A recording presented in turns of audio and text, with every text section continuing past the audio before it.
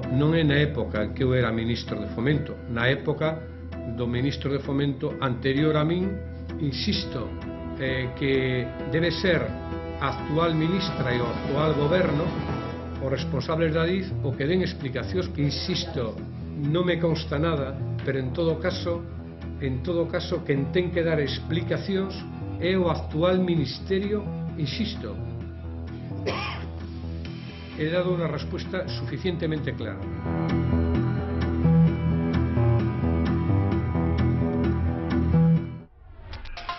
Una campaña complicada la que está viviendo José Blanco. Hablaremos en el transcurso del programa de esta noche de lo que hoy pasó en torno a su gestión en el Ministerio de Fomento. Antes hablaremos de otros asuntos que vamos a compartir ya en directo con Carlos González Príncipe. Muy buenas noches. Buenas noches. Don Manuel Lago, muy buenas noches.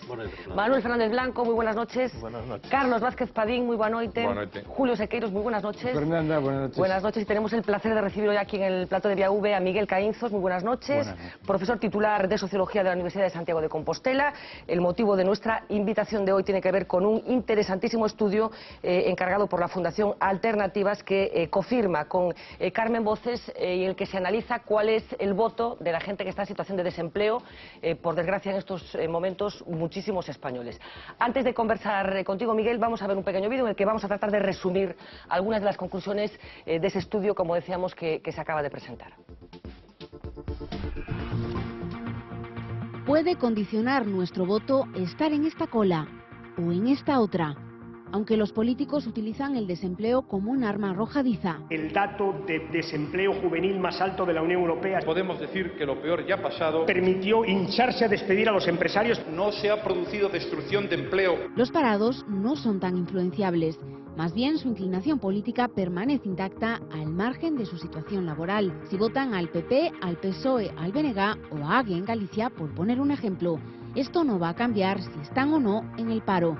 Eso es al menos lo que concluye el estudio del profesor de Sociología Miguel Caínzos y la psicóloga Carmen Voces para la Fundación Alternativas. Como prueba han analizado los datos de 10 encuestas postelectorales correspondientes a todas las elecciones generales en España desde 1979. En todas, excepto en la de 1986, cuando Felipe González revalidó su mayoría absoluta, el resultado fue el mismo: un alto nivel de paro como el que vivimos ahora. No cambia el voto. Sí causa, sin embargo, otro efecto: aumenta ligeramente la abstención. Los parados, podemos resumir, tienden a permanecer fieles, pero se vuelven escépticos. No creen que el gobierno sea el responsable de su situación. Si lo creen, no ven a los políticos capaces de corregirlo. Punto 3. Aunque el paro afecta a un alto porcentaje de españoles, prima el sentimiento de culpa. Su caso es personal y solo depende de ellos. Y por último, un paro elevado puede movilizar a los parados, pero también a los no parados, y hacer imperceptible su comportamiento. Nuestro país tiene más de 47 millones de habitantes, de ellos más de 36 están llamados a las urnas y en total casi 6 millones están en el paro.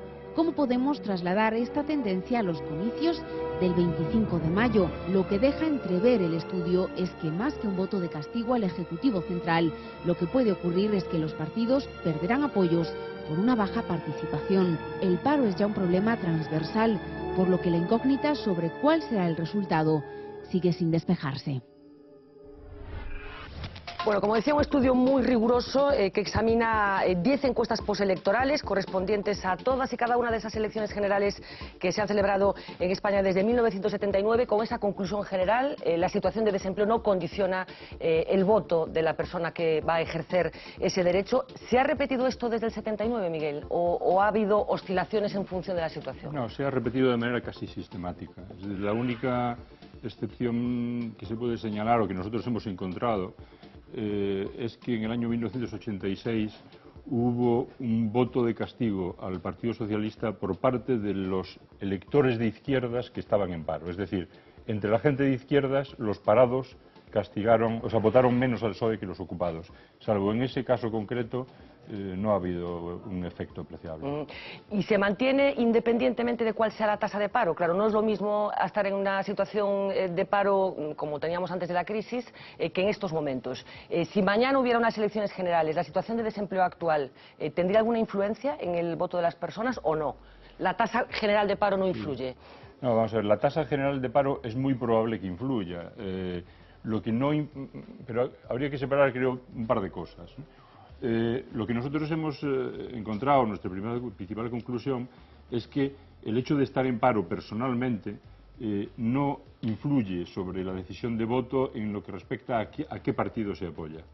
Esto no quiere decir que el hecho de que haya un nivel de paro elevado en el conjunto de la sociedad no pueda ser tenido en cuenta por todos los electores, independientemente de su situación personal, y que esto influya en los resultados, ¿no? Son cosas diferentes. Lo primero, según nuestros resultados, no ocurre.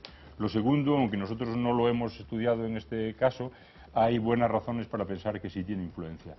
Y en cualquier caso habría una tercera consideración a introducir, y es que se podría esperar, nosotros de hecho esperábamos esa posibilidad, que el estar en paro, personalmente, influyese más en el voto cuando la tasa de paro es muy alta. Es decir, que yo dijese, hay muchos parados, no puede ser por algo que me va mal a mí personalmente, que depende de factores individuales, sino que es un problema colectivo y, por tanto, castigo al gobierno por el hecho de estar en paro.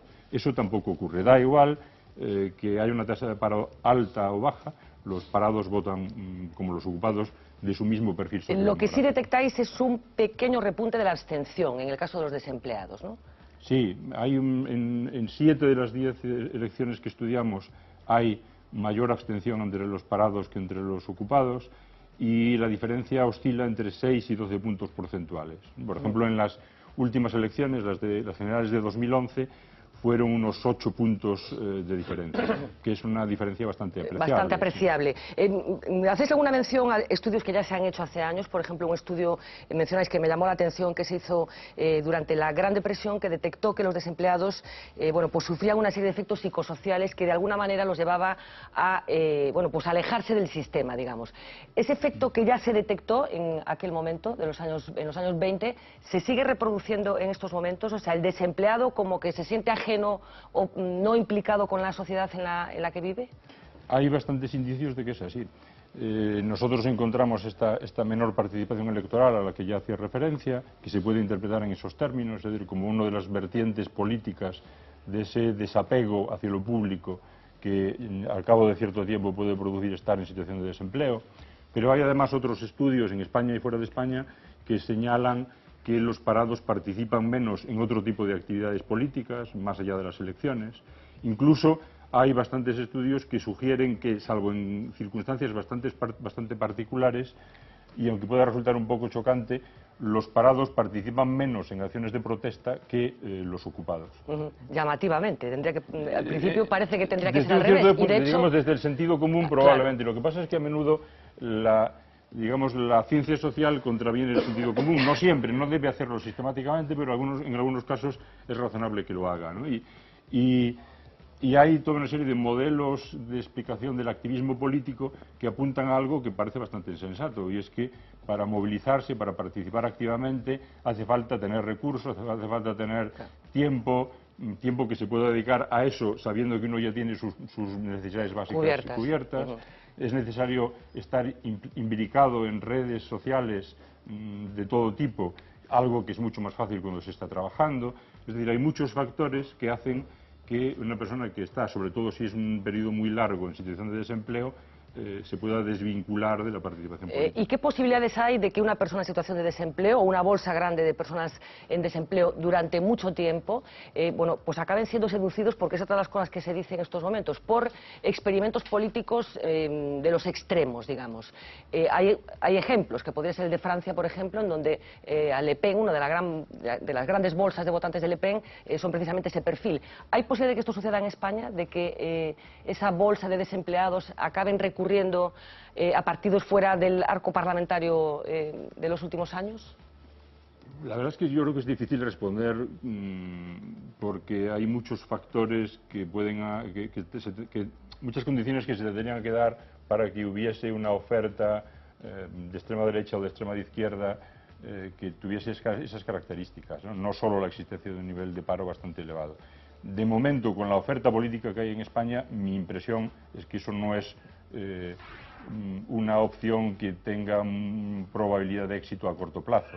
Pero si la situación económica no mejora, si Incluso lo que ocurre es que se produce una situación de estancamiento con la creación de una bolsa muy grande de parados que se prolonga en el tiempo, pues no hay que descartar que eso pueda ocurrir.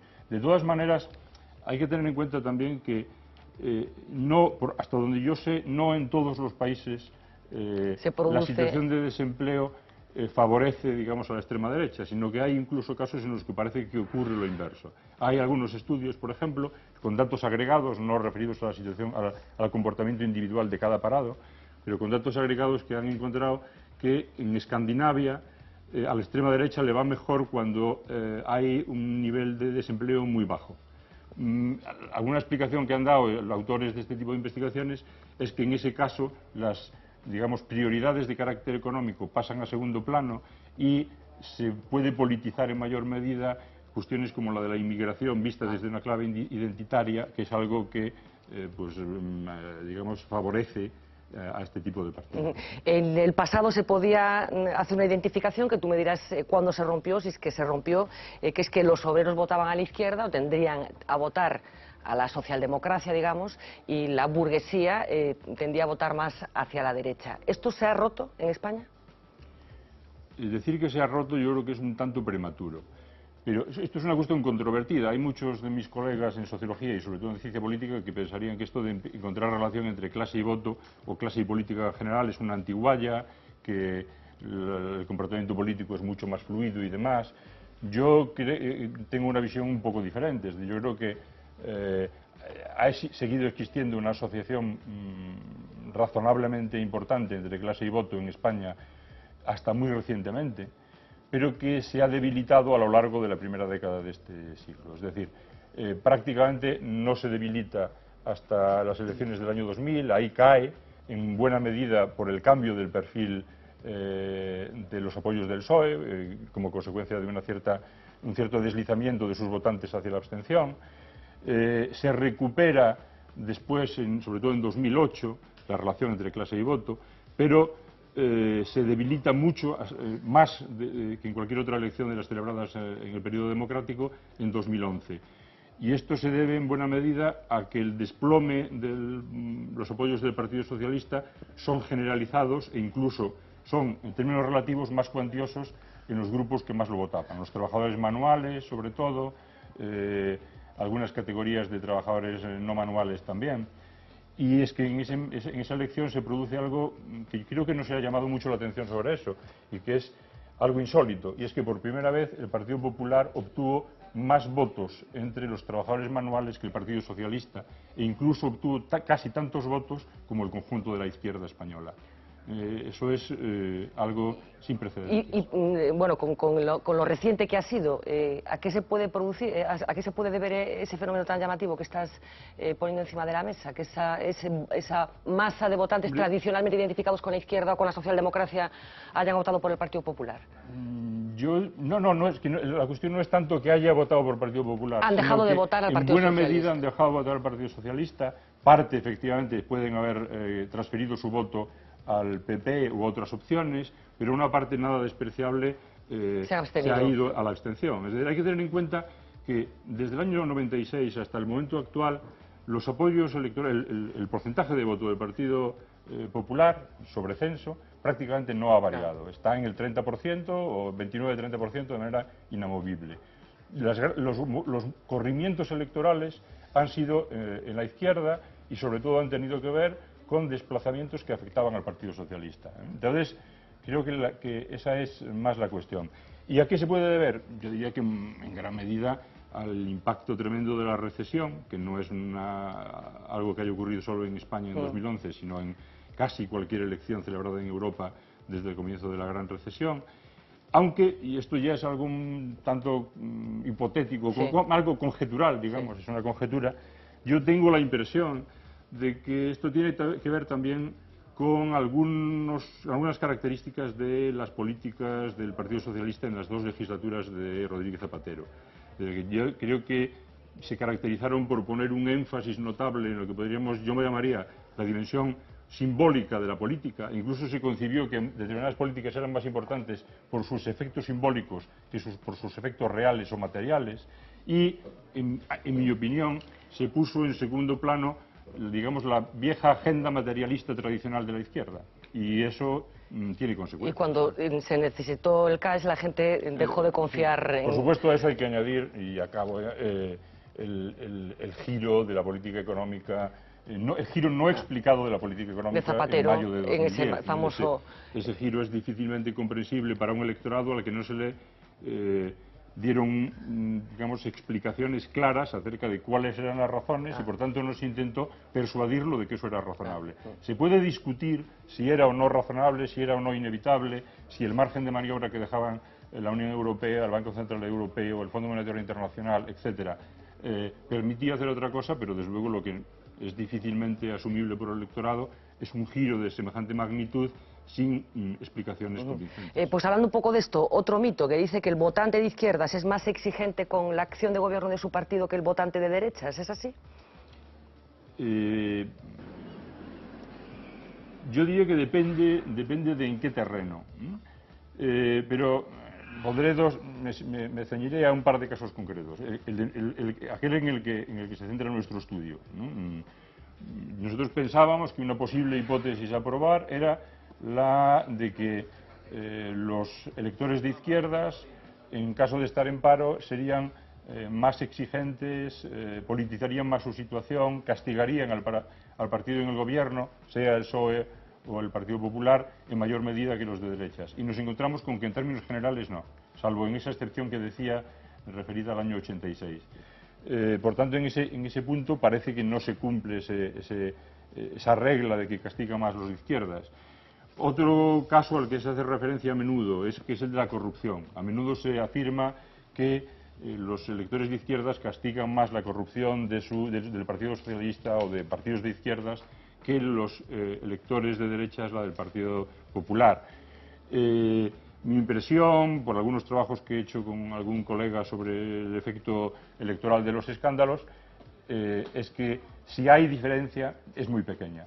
Hay estudios en otros países, por ejemplo en Estados Unidos, que indican que los votantes demócratas castigan más a los demócratas acusados de corrupción que los republicanos o los análogos. Pero la diferencia es pequeñita, depende del tipo de escándalo, depende de muchos factores. Yo diría que es una regla que no se cumple. Lo que ocurre es que, como decía hace un momento, las bases electorales del Partido Popular en España, esto probablemente ocurre también en otros países, pero yo me ciño al de España, es mucho más fiel, mucho más estable.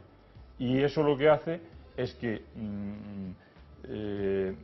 se pueda generar esta percepción de que castigan más los electores de izquierda, en el sentido de que cuando no están claramente convencidos por lo que está haciendo el Partido Socialista, en este caso, u otro partido de izquierdas en el gobierno, de la ejecutoria política, pues lo que hacen es abstenerse. Mientras que el apoyo del PP es bastante rocoso. Hablábamos de cómo procesa cada electorado, por los casos de corrupción, y una cosa que llama mucho la atención, por lo menos en las mesas como esta, nos llama muchísima la atención, lo comentabas un poco, es la escasa repercusión que sobre los partidos tienen los casos de corrupción. El caso paradigmático es el de Valencia, ya en una situación especialmente particular actualmente, pero es cierto que el Partido Popular revalidó un resultado electoral muy importante después de que ya se ventilaran algunos casos de corrupción.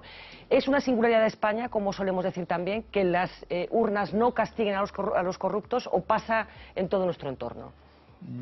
Yo diría que lo que ocurre en España se ajusta a la norma de casi todo, de la mayoría de las democracias sobre las que tenemos datos acerca de la influencia de los escándalos de corrupción en el voto.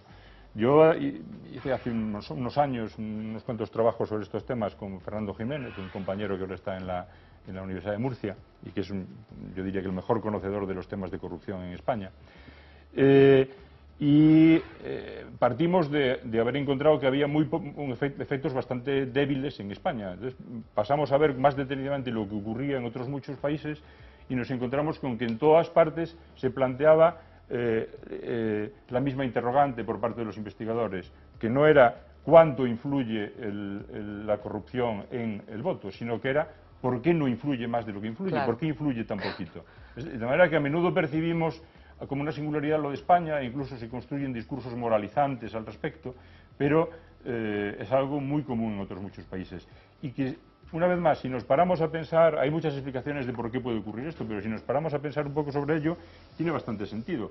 Tenemos que utilizar el voto, es una herramienta única con la que tenemos que obtener muchos propósitos. La gente no utiliza el voto solo para castigar a los corruptos, no es que tenga simpatía por los corruptos, es que tiene que hacer un balance de si quiere castigar la corrupción o también defender determinadas políticas con las que está de acuerdo o defender a quienes cree que van a mejorar la situación de la economía, etcétera, etcétera. Entonces pueden hacer ahí un sopesar el peso de distintos factores e inclinarse por otros que no son el del peso. Porque, Miguel, ¿con qué se vota más? ¿Con la cabeza o con las tripas? Si por las tripas queremos decir, decir, somos pasionales a la hora de votar, no lo razonamos que tengamos el voto. importancia el componente afectivo y las lealtades y las identificaciones con partidos, e incluso con una serie de símbolos ideológicos que no se traducen necesariamente en programas muy finos, pues está claro que votamos mucho con las tripas en ese sentido. Pero no son cosas completamente excluyentes, es decir, se puede perfectamente hacer cálculos acerca de cuáles son las consecuencias de determinadas acciones de gobierno y que eso genere reacciones, digamos, eso genere efectos, ¿no? Pero desde luego hay un importantísimo componente del voto que tiene que ver con las lealtades, con la afectividad. Con las pasiones más que con la cabeza, ¿no? Con las razones, exactamente.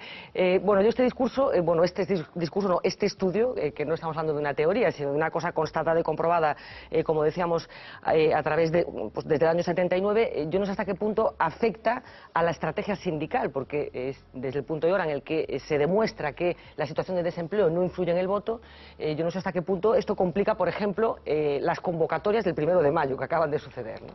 Bueno, en primer lugar, los sindicatos no se presentan a eleccións bueno, políticas, pero convocan protestas, lo hablábamos antes un pouco disso, non? Sí, non, eu desa parte que quería intervir. É evidente que as persoas desempregadas teñen suficiente con sufrir esa situación no ámbito persoal e teñen moitas máis dificultades de incorporarse a procesos colectivos, non? É certo que unha das eivas do movimento sindical en todo o mundo é a súa dificultade por organizar as persoas desempregadas, non? Eso ocurriu sempre, non?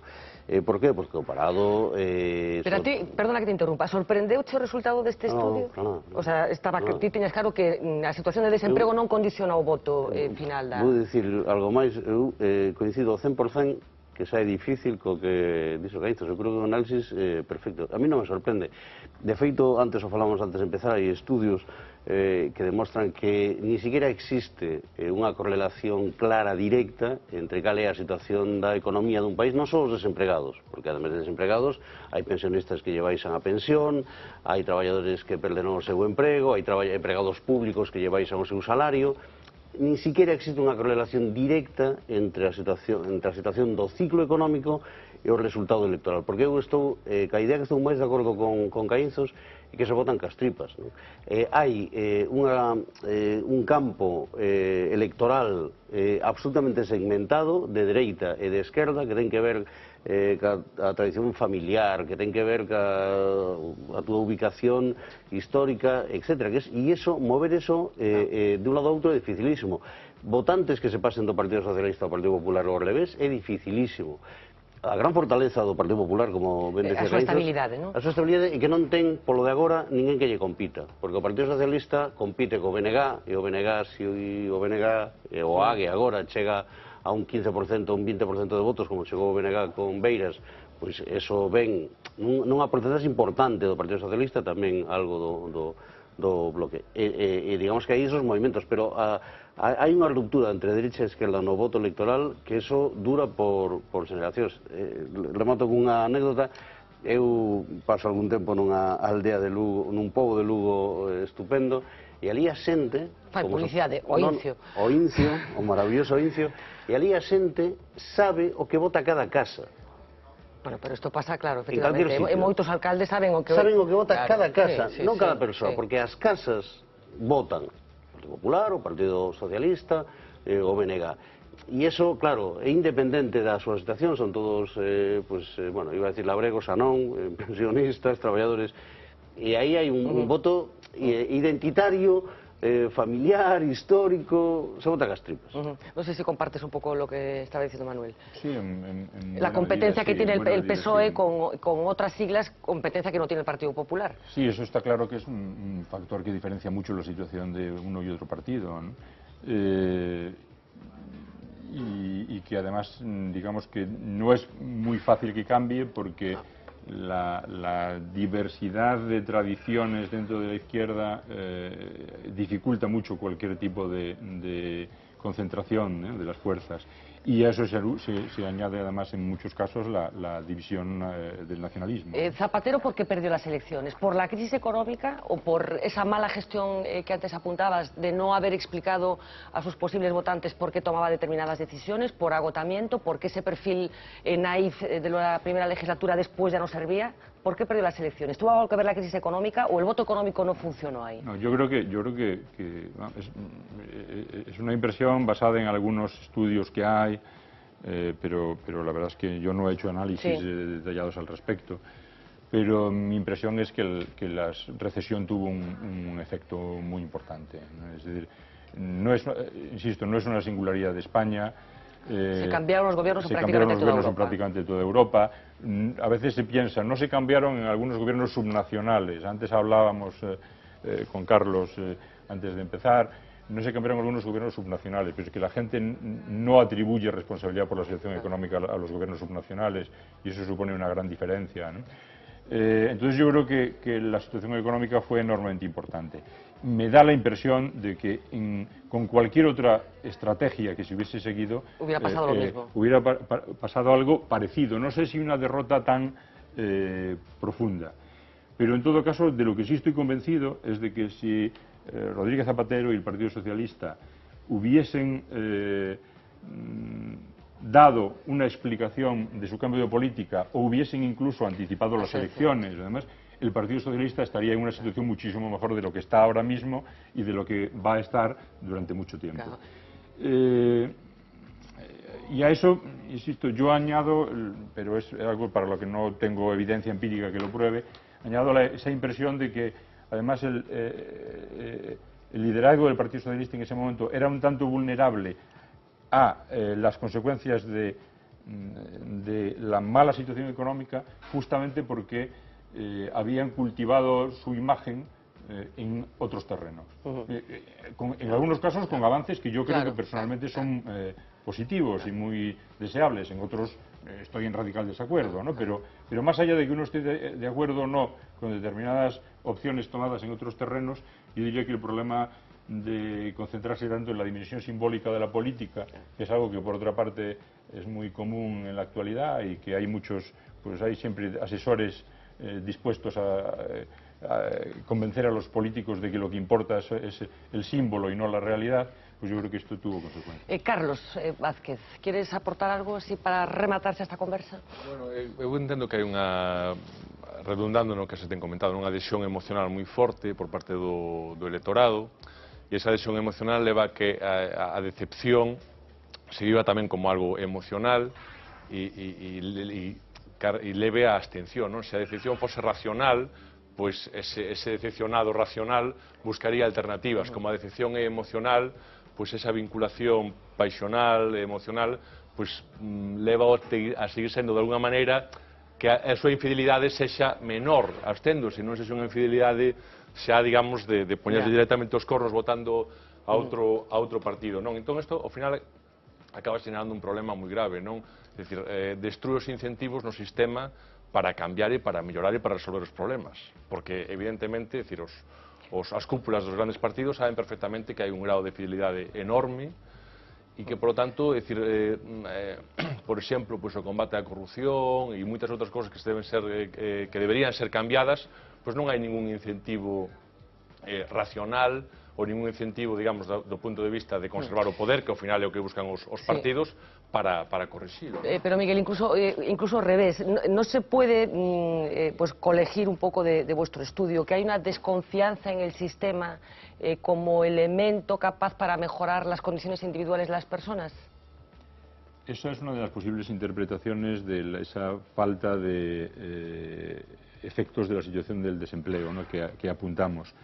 Pero a partir digamos, de nuestro estudio no se puede extraer una conclusión general acerca de el grado de confianza que tienen los ciudadanos en la capacidad del sistema, digamos, para dar respuesta a sus necesidades, ¿no? Además, nuestros resultados se remontan, identifican una pauta constante que se remonta muy atrás en el tiempo. Por tanto, yo me inclinaría más a pensar que hay factores, digamos, psicológicos y políticos de nivel individual. De todos modos, sí hay muchos trabajos que apuntan en la dirección de que la recesión y las condiciones en que se responde políticamente a la recesión están minando la confianza de los ciudadanos en el sistema. Hay, por ejemplo, un estudio que se ha publicado no hace mucho de un colega de la Universidad Carlos III, de Javier Polavieja, que muestra algo, en mi opinión, muy interesante, y es que cuando uno analiza comparativamente el impacto que tiene la recesión, la caída del PIB, concretamente es el indicador que él utiliza. La diferencia del PIB en términos negativos entre, pues no recuerdo si es 2004 y 2010, es decir, utilizando comparaciones de largo recorrido. Y ve el impacto que esto tiene en la satisfacción de los ciudadanos con el funcionamiento de la democracia, la legitimidad de las instituciones, la confianza en los políticos, se encuentra algo muy interesante, y es que tiene un efecto negativo, de manera general, pero tiene un efecto diferente en los países que forman parte del sistema, en los países europeos que forman parte de la zona euro y los que no forman parte de la zona euro. Si se diferencia, el efecto en los países que no son parte de la zona euro desaparece. No hay ningún tipo de efecto. En cambio, se agudiza en los que pertenecen a la zona euro. Una interpretación posible de este resultado es los gobiernos nacionales en la zona euro tienen un margen de maniobra para responder a la crisis económica mucho más limitado. Lo hemos visto claramente. Después de un momento de gloria efímera de las políticas de estímulo en la primera fase de la crisis, hubo una reorientación en una dirección distinta y se han impuesto políticas homogéneas en todo tipo de países. Da la impresión, esto creo, puede traducirle a los ciudadanos la impresión de que al final no importa a quién se elija porque la política está predeterminada. Yo en algún momento, y acabo, perdona que me líe demasiado, por favor, interesantísimo. A veces, frente a esta visión de que el problema del problema de la democracia española o de otras democracias europeas es que hay una desconexión entre ciudadanos y políticos porque los ciudadanos no están representados por los políticos, es de esta idea de no nos representan. Yo a veces tengo la impresión de que el problema es que nos representan demasiado bien. Son igual de impotentes que nosotros. No tienen capacidad efectiva para dar respuesta política a los problemas de los ciudadanos. Miguel, no sé si te pongo en un compromiso si te pido qué crees tú que va a pasar en las próximas elecciones generales. Vamos a hablar que hay unas europeas inmediatamente, el próximo día 25. Supongo que hay los análisis son más complicados porque la abstención que se prevé es mucho más elevada, pero parece que la tasa de paro no va a cambiar sustancialmente en el próximo año. El gobierno está vendiendo una recuperación económica, que hay otra parte de la sociedad y de los actores políticos y económicos que interpretan de otra manera. ¿Qué crees que va a pasar en las próximas generales? ¿Va a repetir el Partido Popular? Soy así de bruta. Si no quieres contestar, lo entiendo. Es que se me da muy mal lo de hacer predicciones. Ya me parece suficientemente complicado explicar lo ocurrido sociológicamente, como para, además, en un momento como este. Sociológicamente, ¿cómo prevés tú que pueda evolucionar la sociedad? Con lo que ha pasado hasta ahora, queda apenas un año y pico para las próximas generales. Es que me resulta difícil dar una respuesta, bueno, a cualquiera les resulta difícil dar una respuesta a esta cuestión, creo, salvo a quien responda frívolamente, vamos. Que hay mucha gente dispuesta a responder frívolamente. Así. Pero creo que es que hay, digamos, como fuerzas que impulsan en direcciones distintas, en sentidos distintos, y que entonces me parece que es difícil hacer una previsión. Es decir, por un lado, sería razonable que si se estanca la tasa de paro, y parece que no va a sustancialmente se va a quedar ahí durante años, esto debería tener importancia, porque Porque una cosa es que, repito, que a los parados individualmente no voten de manera distinta que los ocupados, y otra cosa es que una sociedad no vaya a castigar a un gobierno incapaz de resolver ese problema fundamental. Incapaz. Probablemente, independientemente, esto también tengo que decirlo, independientemente de quién estuviese en el gobierno. Pero bueno, en todo caso, creo que es difícil que ocurra eso. Y además es que incluso aunque empezase a mejorar la situación de verdad, que hay indicadores que mejoran, otros no tanto, en el caso del paro está muy mal, o sea, es incomprensible lo de algunas lecturas triunfalistas de los datos de la EPA del otro día, ¿no? Pero incluso, aunque empezase a mejorar, hay que tener en cuenta que esto se traduce en el ánimo de la opinión pública de manera muy lenta. Yo recuerdo también un estudio que hicimos en el año 96, en una encuesta preelectoral, es decir, después de 2 años ya de repunte de la situación económica, cuando los indicadores macroeconómicos iban ya en una dirección muy positiva, que en una encuesta preelectoral antes de las elecciones del 96, una mayoría abrumadora de los ciudadanos estaban convencidos de que todavía se tardaría en salir de la crisis. ¿Por qué? Porque lo que realmente importa al ciudadano de a pie, la economía real y no los indicadores no estaba macro. mejorando todavía. Entonces, creo que lo mismo puede ocurrir ahora.